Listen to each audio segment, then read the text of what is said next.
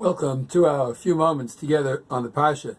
This Shabbos, we have the privilege of reading Parshas Vayikra, beginning the third of the Chamisha Chumshei Torah.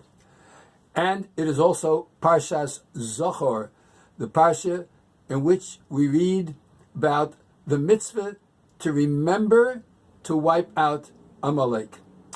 At the beginning of Vayikra, the first pasuk says, Vayikra el Moshe, Hashem calls to Moshe, Vayedaber Hashem elov me'oel moed, and Hashem spoke to him from the tent of the meeting, Lamor, to say. Now that word Lamor, to say, has two or three different meanings. The main meaning of Lamor is that I'm telling you something and I want you to say it over to others. So Hashem spoke to Moshe, and he says to Moshe, say these words that I'm teaching you to the Jewish people. I'm teaching you about the karbanos. I'm teaching you about the way to come close to Hashem through the bringing of a karban, which means to come close. And I want you to say this over to the Jewish people. Rashi adds an interesting two words. He says that the word lamor, to say, can also mean return to me with an answer. Vayedaber Hashem el Moshe, and Hashem spoke to Moshe me'oel moed, lamor, saying, bring me back an answer. Tell it to the Jewish people and have them answer. Answer what? What is the purpose of that lamor? So the Imre Shefer says that when Rashi was saying Vashiveni Dovar, return to me with an answer about whether or not they're going to accept this, is because when we talk about the bringing of karbanos, the pasuk says that the karban should be liritzono, according to the person's will. So go to the Jewish people, tell them about the laws of karbanos, and answer me back. Do they willingly accept it? There are some mitzvahs, whether they accept it or not, it's still a mitzvah. Whether you want to do it or don't want to do it, if you do it, it's a mitzvah. But when it comes to a karban, it has to be liritzono. You have to want to do it. And since they have to want to do it, please return to me, whether they accept it with the concept of liritzono.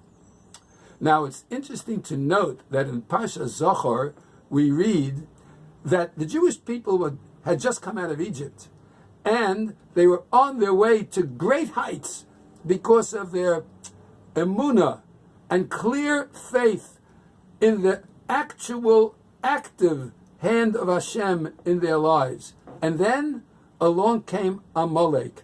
And what did they do? Asher karcha baderech. They cooled you off on the way. The word karcha can mean either they chanced upon you and they grabbed the opportunity to attack you, or asher karcha. They tried to cool you down.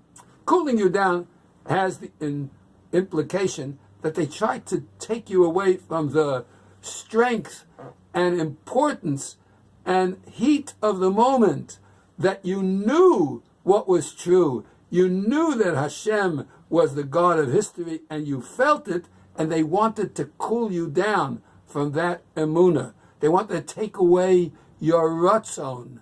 They wanted to take away the liritzono, that you were doing it willingly and happily. And consequently, the Vayikra tells us that Hashem spoke to Moshe saying, there has to be that it's liritzono. Get rid of the Amalek. Get rid of the ones that wanted to cool you down, and bring it back to the point where the Jewish people were willingly accepting to do all the mitzvahs. At first, when the Jewish people were given the Torah, the Gemara in Shabbos says, Kofa aleim har kegigis. He held a mountain over their head and said, you better accept it, or this is it.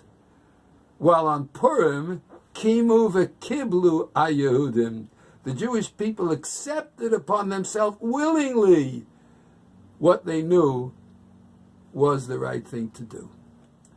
Parshas Vayikra tells us, Lamor, come back, tell me the Jews willingly accept what I have offered to them.